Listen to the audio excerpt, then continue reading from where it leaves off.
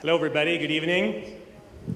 Thank you for staying up late for the last presentation. I know you're both tired and hungry, so I'm just going to pass around a little ayahuasca for everybody to wake you up. Just really quick, who here knows what ayahuasca is?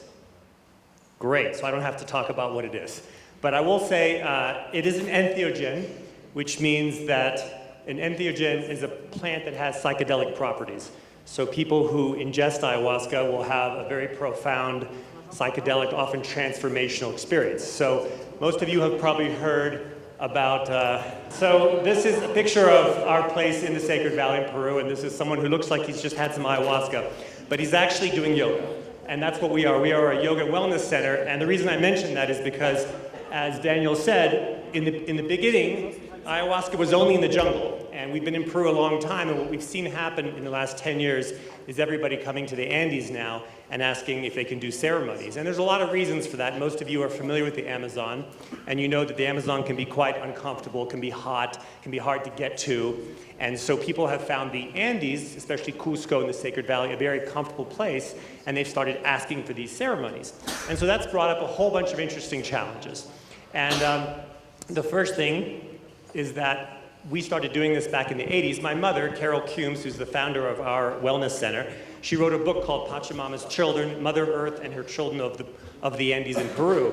And she interviewed a lot of healers, and many of these healers work with sacred plants like ayahuasca and San Pedro.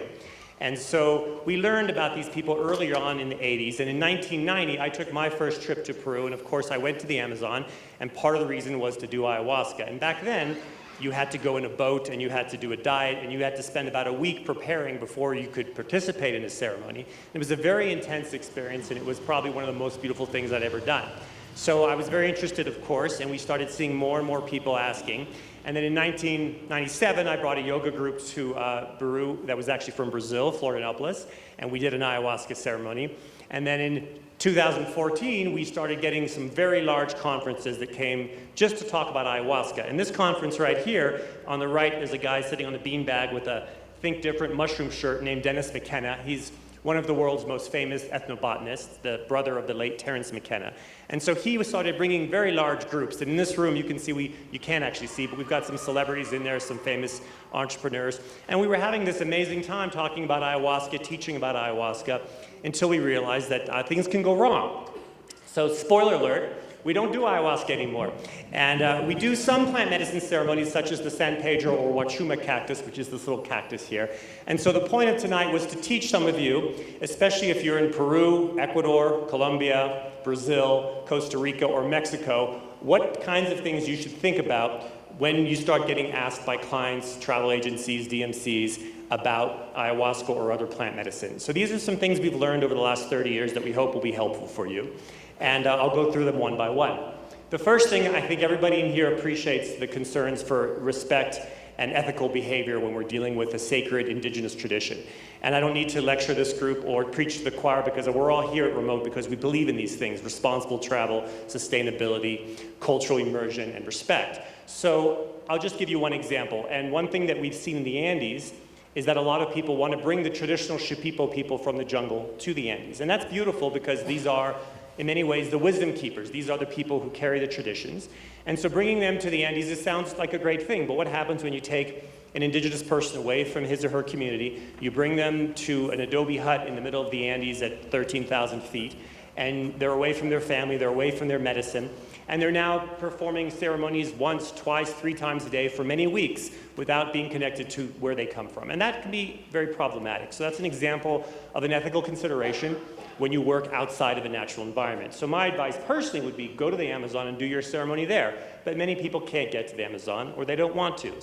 So we deal with that kind of an issue all the time. The other thing that happens when Westerners go to do a ceremony and they work with an indigenous person such as a Shipipo shaman is they're not getting maybe the Western type of comfort that they need. For example, you have a ceremony, you need someone who you can discuss it with afterwards, and a shaman from the jungle may not be the person who can help you process what you've just experienced. So I like to say combining both indigenous wisdom as well as Western support is really important. And these are the kinds of things that people need to be thinking about. Most of us here are very familiar with safety and legal concerns. We all know about trip insurance. We know about questionnaires and waivers and release forms. This is particularly important with plant medicine. People may not know that there are many medications that Westerners take, such as antidepressants, SSRIs, that interact with medications or medicines such as ayahuasca. It's a big problem for people who don't disclose their medication and they go into a plant medicine ceremony. So we have to do, or we had to do, very rigorous medical screening. And so a questionnaire such as this one is really important.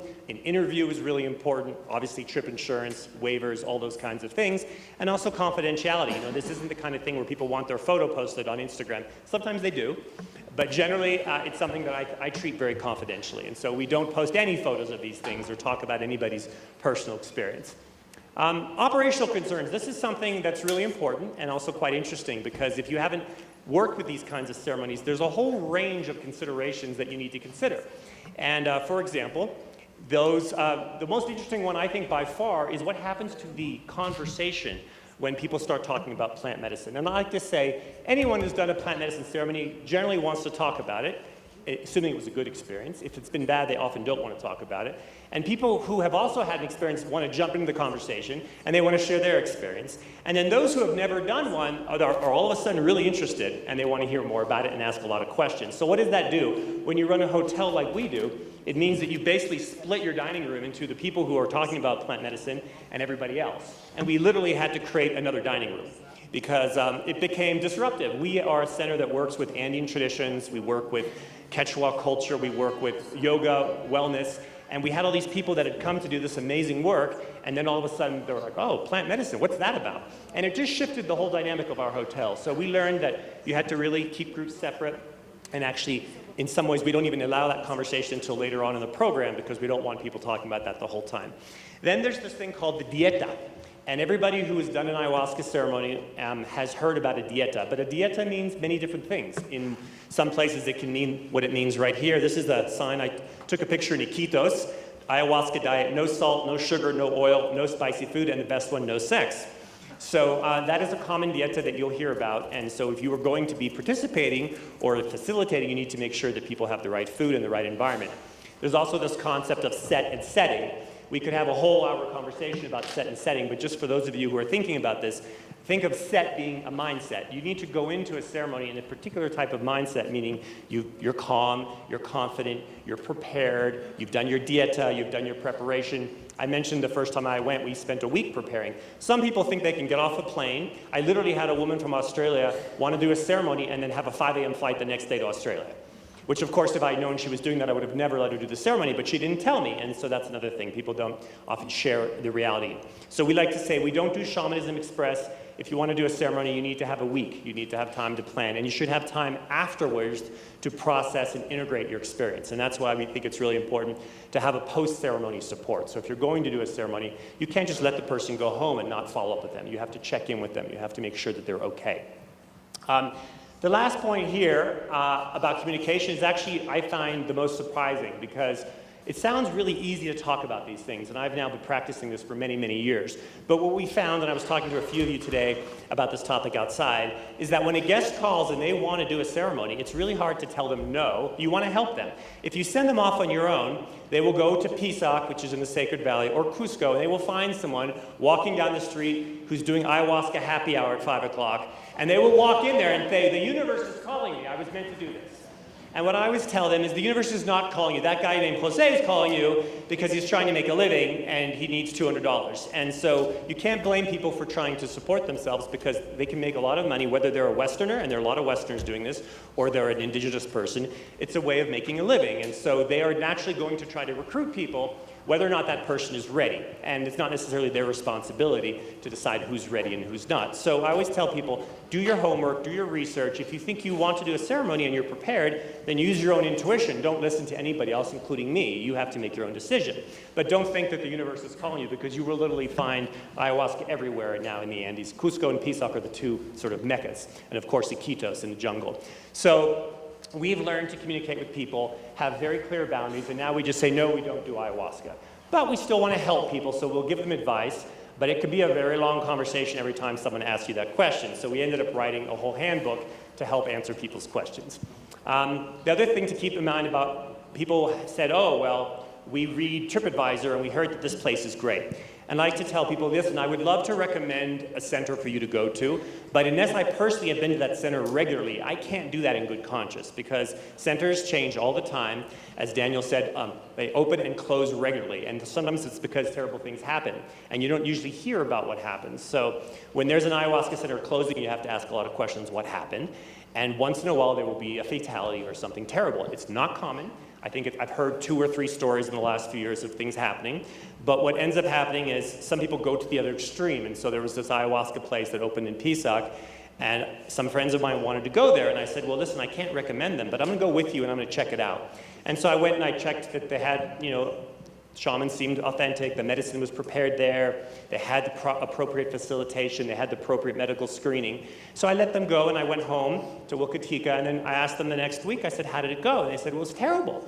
I said, why? I said, well, I went into the maloka, and the maloka is the traditional hut in the jungle, and they sat there, and every time they moved, someone came up to them and said, are you okay? And the guy got up to go to the bathroom, and they followed him to the bathroom, they wouldn't let him alone. And he said there was a doctor, there was a nurse, there was a therapist, and there was a security guard with a gun in the maloka with me.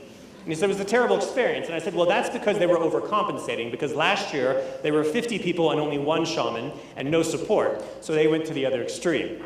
And so this is what happens when people get a little nervous. And so it's really hard to give recommendations. I tell people, you can go to TripAdvisor, but you're going to read 1,000 great stories. You're not going to read the bad ones, because I personally had a very bad story. And the last thing I was going to do is go on to TripAdvisor and write about it for the whole world.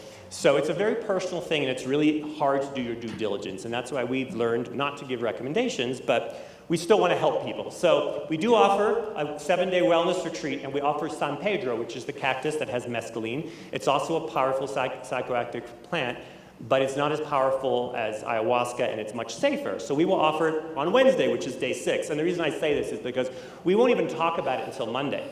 This has turned out to be a really valuable experience for us, because everyone, of course, wants to talk about it. We, don't promote it at all. It's not in any of our literature. We don't talk about it until Monday. But when a guest says to you, well, why won't you talk about it? We want to know about San Pedro. I'll say, you know why? Because we're working on the 7 chakras, and we're working up. When we get to the higher chakras, we'll talk about plant medicine. We'll start with cacao, then we'll talk about sacred plants, and then we'll talk about Wachuma. And then after Wachuma, you want to talk about ayahuasca, we'll introduce you to our shaman. But we allow people to work up and build into it, and we don't do, again, the Shaman Express. So if they do this whole program, then they can do a ceremony on the end. But what we did, as I mentioned, this is me and Dennis McKenna again. He was very upset when I told him we didn't want to do ayahuasca anymore, and he said, who are you to tell me that we can't do ayahuasca? And I said, I'm sorry, it's my hotel, and I have to protect my guests, and I don't feel comfortable. But we do this San Pedro, and we wrote this handbook here on our blog that explains our ethos on plant medicine. And the last funny story I'll say is we get Stanford MBA interns to come every summer. And last year we had 2 interns, and when a Stanford MBA starts talking about a new business idea, it means it's really hit the trendy time of its day. So now they want to do psychedelic plant medicine tourism at business school. And so he calls me and says, can I come and do an internship? And I said, well, be honest with me. Do you want to do an internship or do you want to do psychedelics? Because they're not the same thing. And he said, I want to do both. I said, okay, well, if you do your internship and you do a good job, I will let you do a San Pedro ceremony and I will help you make that happen. And he ended up writing this wonderful blog for us. So you can go there and have all kinds of resources, and we'll send you in the right way. And then when we help you do a ceremony, what I ask in return is, please do not recommend us, because we don't want the whole world calling us about ayahuasca. But for friends and for remoters, we're more than happy to share what we've learned. If you have any questions, if you want to hear the true story or my own personal story, you have to buy me a few drinks. But I think the drinks are free, so that's a good deal. Anyways, thank you, everybody, and have a good night.